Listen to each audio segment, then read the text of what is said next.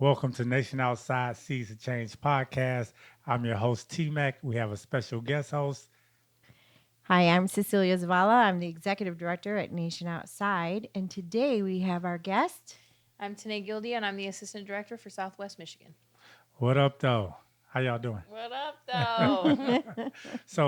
This podcast is going to be centered around parenting, right? Parenting for people with lived experience, aka people that have been locked up. I know we all parents sitting around the room right now. Shout out to JD. I'm going to open it up today by asking you about your experience as a parent while incarcerated. It's real broad. So I spent my entire pregnancy incarcerated. I didn't even find out that I was pregnant until I was well on my way to what I knew to be a 6-year prison sentence. So let's start there. The only thing I ever wanted to be in life was a mom and a good mom. And what I knew was that I didn't want my baby to be born in December, and she was born on Christmas Eve. And I did not want my baby to be raised by her grandparents. And I had to send my baby home to be raised by my village. So here I am living this life of um, living in the streets, drug use, all the things, and walking into an incarceration that I knew that I was facing, and then 3 days in requesting a pregnancy test, and 6 days in finding out that I'm pregnant. And I'm trying to do the math. I'm like, it only takes 9 months to have a baby, like 72. How does this work? Right? Because I didn't know. I didn't know how this was going to go down. So then I got to quarantine. And luckily, I only had to spend 14 days in there because I was pregnant. And the social worker in there let me know that there was 18 other pregnant women in there. So all of a sudden, I realized that this is more common than I like. In my mind, I'm like, they're not going to send me to prison. I'm pregnant, right? No, that's not it. That's So not. you found out that you were pregnant before your sentence or after your sentence?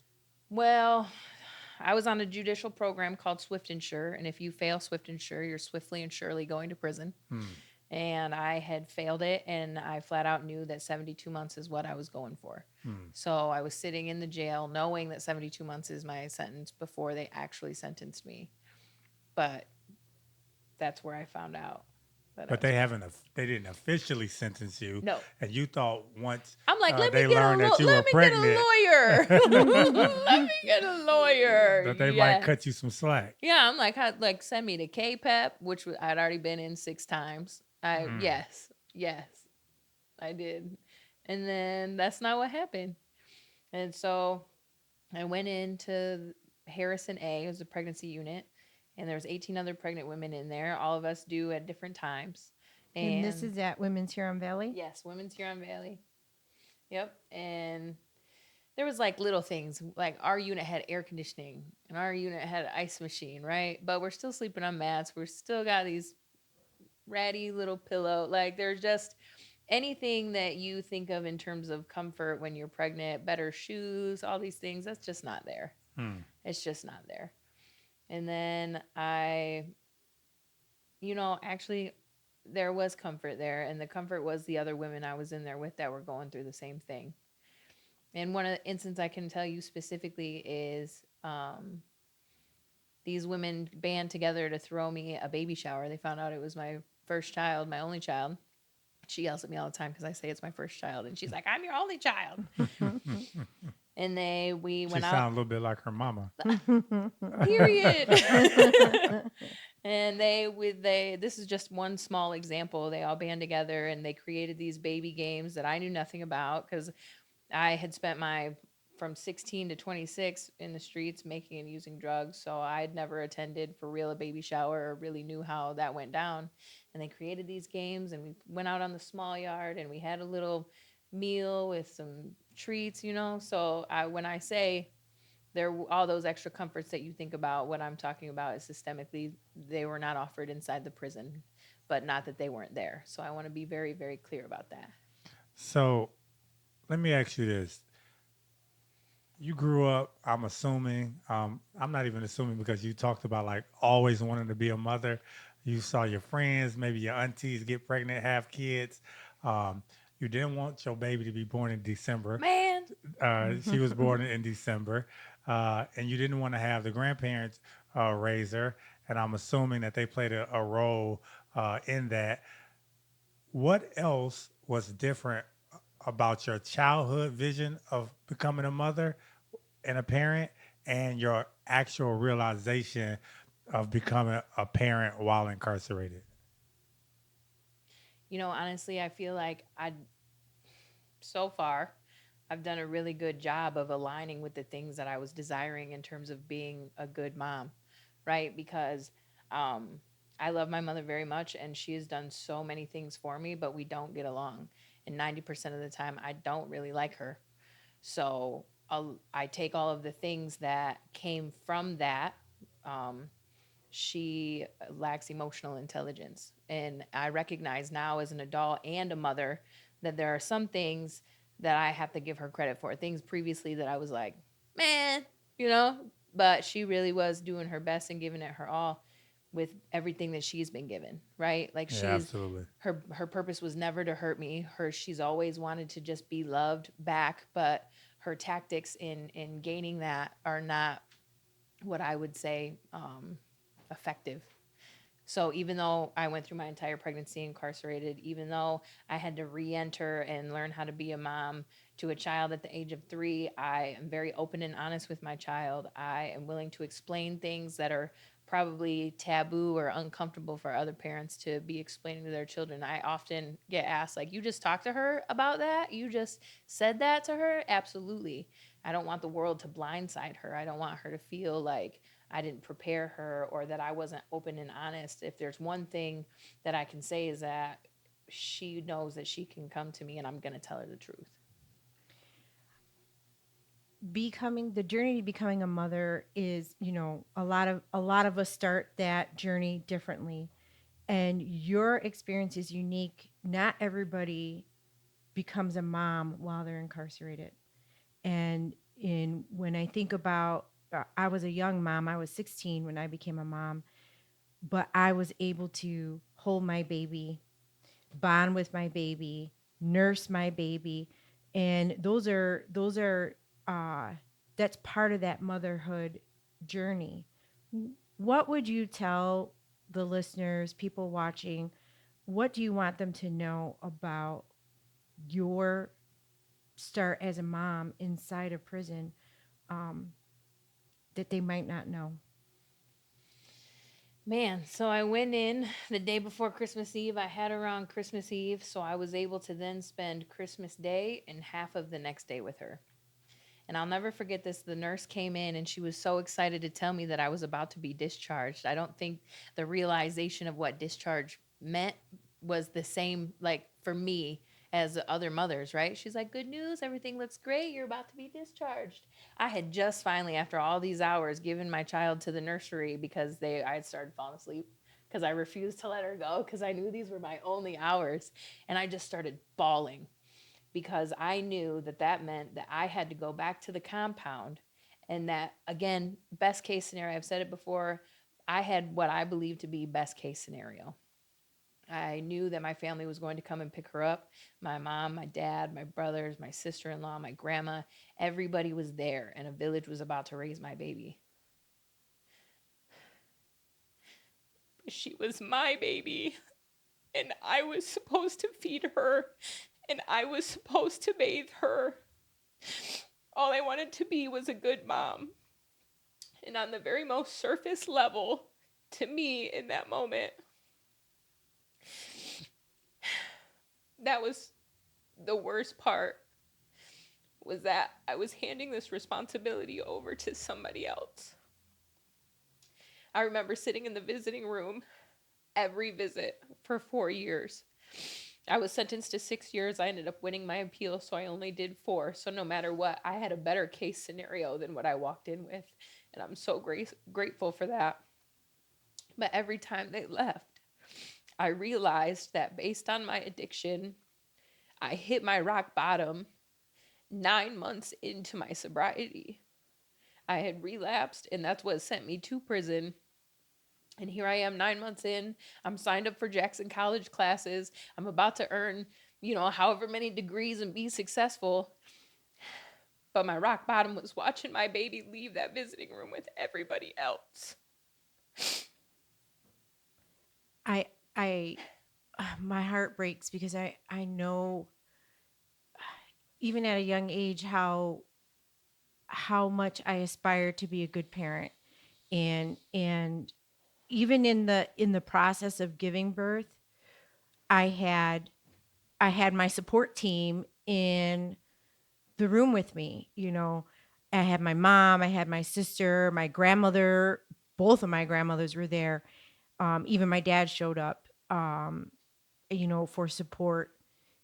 When you were in the process of giving birth, did you have support? This is, again, I swear, best case scenario.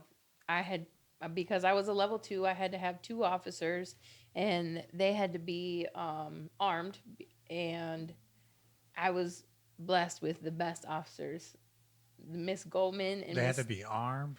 Yeah, yeah. Because I was so level 1s could have been transported by one officer, and they could have been unarmed. But because I'm a level 2, based solely on my time, not my crimes, they had to have it's such a silly. It's in a box, in a locked box. So I don't know what they thought they were gonna do with it, but yeah.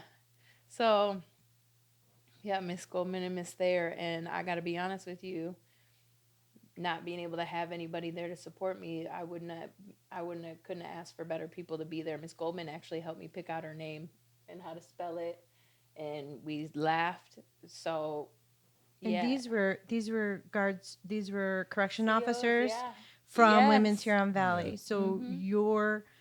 you giving birth and bringing your daughter into the world, were you did this with the coaching of 2 armed correction officers. Yeah, yeah.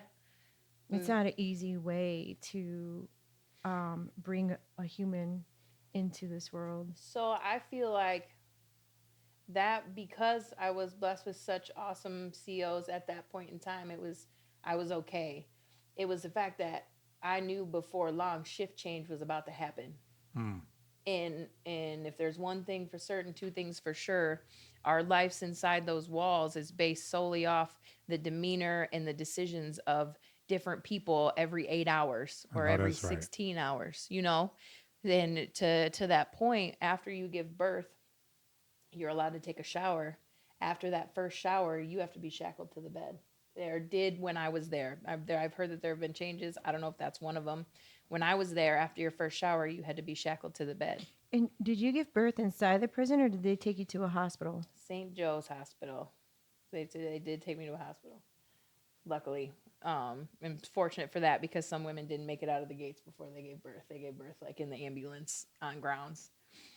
And But you weren't shackled while giving birth. You were shackled immediately after that first shower. yes, but because of that rule, I'm stubborn and I wasn't taking that shower. So Hmm. I wasn't taking that shower. I wasn't taking that shower. I wasn't taking that shower. And finally, an officer came in. I was trying to remember her name the other day. For the life of me, I could tell you exactly what she looks like. But she looked at me and she was like, listen, Gildea, I'm doing a double. I'm going to be here for 16 hours. Take your shower. I won't cuff you to the bed. I can't speak for the next shift, but I won't do it. So not only did she allow me to shower, I was able, again, at the discretion of whoever's sitting on me at that point in time. So you have to make a choice between kind of personal hygiene and Not being not being traumatized by shackled. shackles while directly after giving birth to your kid. Seemed like common sense to me. I'm not taking that shower. Any other common sense or what you would consider common sense practices that should be implemented for women that's giving birth? Something that's like this not even necessary. I thought about it, and when you're in the hospital and you're giving birth, right? Generally, they're like, "Can we get you anything? Is there like, would you like this or that?" Right? And you don't get that as uh, Were you offered pain management at all when you're oh giving birth? yes, That's good. yes, That's good. they offered me that. I had a little button and everything, but I mean, I was talking more like the basic human. Would you Amenities like some that you, soda, yeah. some snacks, some like, it's not a thing to ask when you're not incarcerated, but when you're incarcerated, you're like, You Hmm. know, you mentioned the basic human amenities, and I have heard that inside Michigan's Women Huron Valley Correctional Facility, that women are not allowed to embrace one another. Mm. After you returned giving birth alone without your baby, were you allowed to be held by your friends inside? It's not no. But the answer is no. It's not a thing, and it actually infuriates me because I've talked to some of the gentlemen, and they embrace and like they dap each other up, is what they All the call it, time. all the time. Every time Bro they see each hugs, other, daps going on. you're not allowed to touch each other inside the Women's Huron Valley. So on top of coming back from the hospital with one of the most strict COs in there, and she did not allow me to bring back any of the supplies from the hospital after giving birth. Again, So at you're talking about aftercare, the essential peri bottle, supplies, the underwear, the pads, any type of medication or any. No, I'm That not a. goes back to common sense. You would think it's some common basic sense. human decency. These are the things that you need, every woman needs after giving birth. It was in the discretion of the officer that brought you back because some of us were able to come back with all the supplies. Some of us came back with some of them. Some of us came back with none of them. Hmm. And so then, so you return, you don't have any of the supplies, you don't have your baby, you come back, and no one is allowed to hug you or hold you. Nope. We gotta find corners of areas that we know that we can't be seen in to even attempt. Talk about policy and practice reforms. That's definitely a policy nation outside and other organizations should look into getting on the books. When you leave uh, the process of giving birth, that should be mandatory. It shouldn't even be nothing to talk about. You should be able to have all of your supplies immediately, as opposed to it being discretionary and then having to subsequently, I assume, wait on staff at Women's Huron Valley to get you some of that stuff. No, it gets worse after that. So I come Jesus. back and it's actually a battle between custody, which is the COs, and healthcare because healthcare feels like they're supposed to allow you to bring those things back. You went to the hospital, these are what they provided you.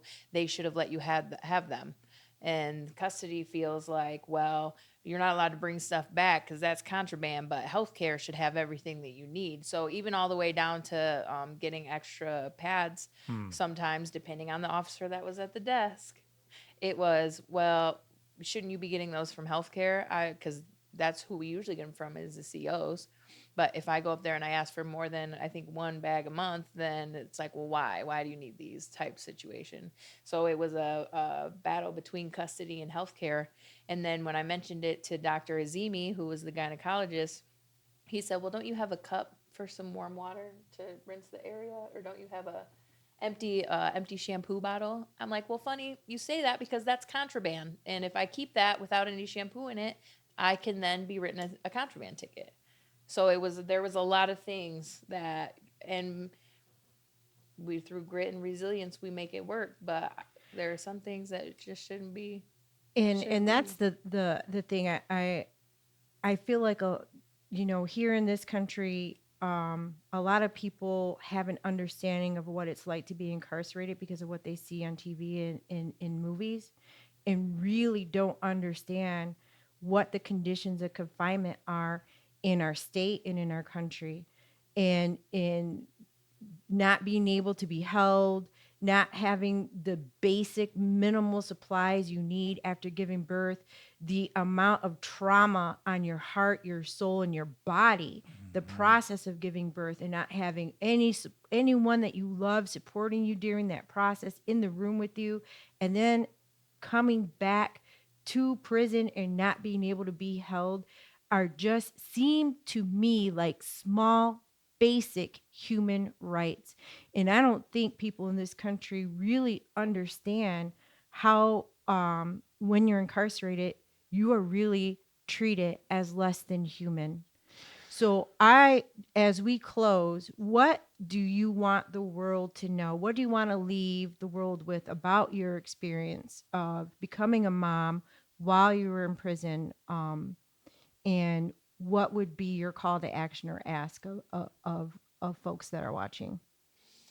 I think It's not necessarily just me in my experience in giving birth and wanting people to know it.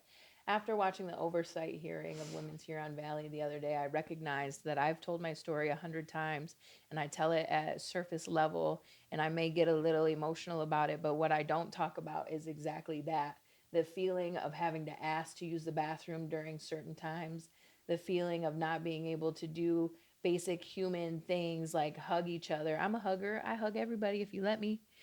And the treatment, the inhumane, the I mean all the way down to being talked about your last name, being called by your last name. Like that's I and affectionately I still have friends who I only call by their last name, but that's because we were in there and that's what we were known by. So it's not just me and my experience in terms of giving birth in there, it's the overarching treatment that becomes inhumane and a lot of times unnecessary. There's a lot of common sense things that we could change just just by changing the practice of it. We don't have to change a policy, we just have to change the practice of it. As I said, those officers, the officers that I so gratefully had, understood what it meant to be human in my mind. Yeah, I want to just uplift one thing. First of all, it pisses me off to hear how you weren't able to have some basic necessities, especially when I was a part of a dog program and there were some female dogs in that program. And when they came on their cycle, they never went without pads, diapers. Any CO would break their neck to make sure those animals had everything that they needed and would go the extra mile. So it pisses me off to hear that one of my friends got treated like that. And I know there's so many other Mhm. women that's inside that's getting treated the same way. So, like, if you could feel my arms, I have chills, but they're from anger. It pisses me off. But you didn't deserve any of that, any of those things. And I know you're an awesome mother. So I'll be proud of that. And it's so many other questions that I'm going to ask you after this, if you Okay. have time, because I have like 1,000 questions. But at its base, uh, people need to understand that people that are incarcerated are is exactly that people, Mhm. right? And we deserve to be treated like people in all scenarios and circumstances, whether incarcerated or not. I am they and I am them. That's right. We cannot continue to strip away the humanity and just basic human decency Mhm. of people just because they're incarcerated. And expect them to come home and behave, act, and conduct themselves as Yes. people when they've been treated less than In the and entire time they was incarcerated. and experience such incredible trauma and heartbreak. So I want to say thank you for sharing your story and thank you for being candid with us. And I don't know, Tamir, what is our closing statement here? In closing, I always like to give anybody that's blessing us to sit on this couch with some dope experience they had. I would like you to speak to what I think are probably certain myths that while incarcerated, there's nothing positive almost happening. Can you speak to any positive experiences, specifically maybe that you had as a parent while you were incarcerated? Yeah, I actually was just thinking about that the other day. I was going through some of my things and I found a birthday invitation. And this birthday invitation was from the family of a mother that I gave birth with to my family. And they were inviting my baby to the birthday party. So, again, it goes all the way back to it's not that the comforts weren't there, it's that we created them amongst ourselves while we were in there and it carried out into the world. All right, that's a wrap, folks. Thanks, Danae, for coming. Thanks, ED, for co hosting My another Nation pleasure. Outside Sees the Change podcast. Thank you.